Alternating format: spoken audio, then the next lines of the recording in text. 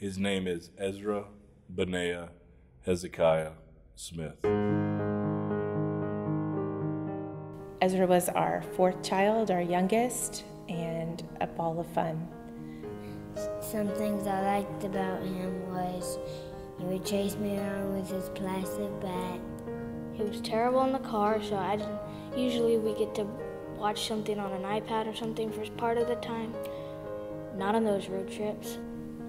Do I go? You go. Okay. It's possible that he loved spitting up on his big sister because he did it a couple of times. It seemed planned.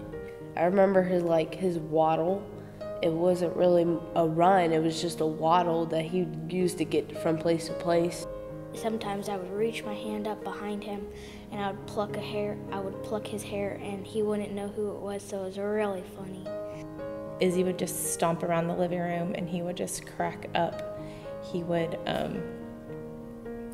just think that anything that Israel did was hilarious.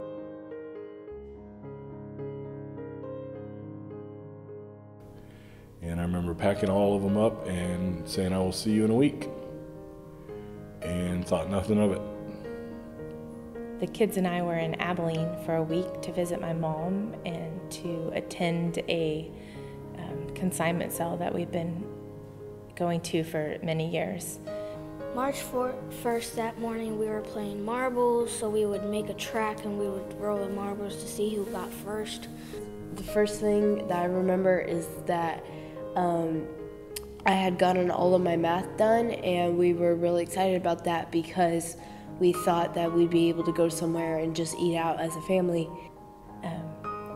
Everything was going super smooth.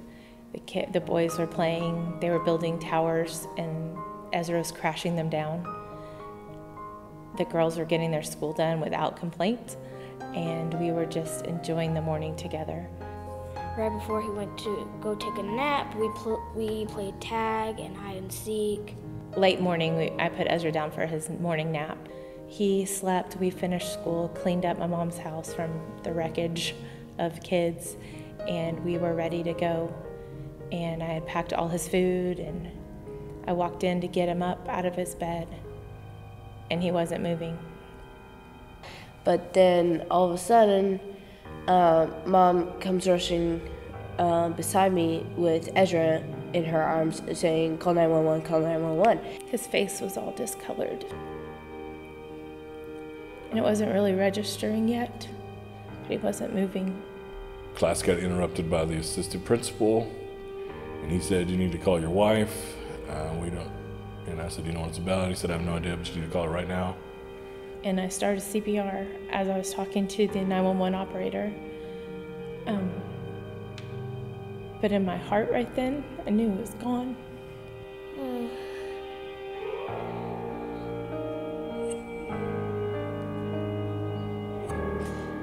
And that's where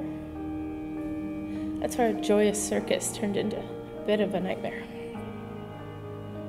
That's when things started spiraling out of control and going a lot faster and in a direction that I was not ever prepared for or ever envisioned. They took him to the hospital and did CPR, but he was already gone, and they called it. It was less than an hour between when I found him and when we went back in to say goodbye.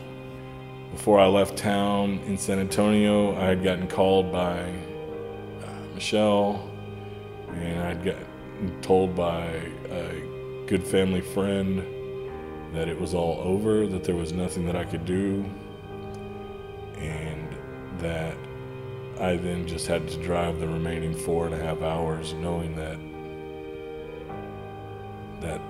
when I packed the car, put the kids in the car on that Saturday, that was it, and I would not see my son again. Ezra was 1 when he died, and he was really nice. He was my best friend. I love him a lot. Weeks later, when we received the autopsy report, it came back that there was no cause for Ezra's death that they could find. And it was classified as SUDC, which stands for the Sudden Unexplained Death in Childhood. Because of the things that we've learned in this experience, we've decided to start the 4E Foundation. Our goal with the 4E Foundation is to raise awareness and have a support center here locally. There is no funding currently from the government for SUDC. Over 400 families each year experience a loss of a child between the ages of 1 and 18. You can help us by partnering with us at our events and through our fundraisers so that we can bring a brighter future to those who experience this tragedy. Thank you.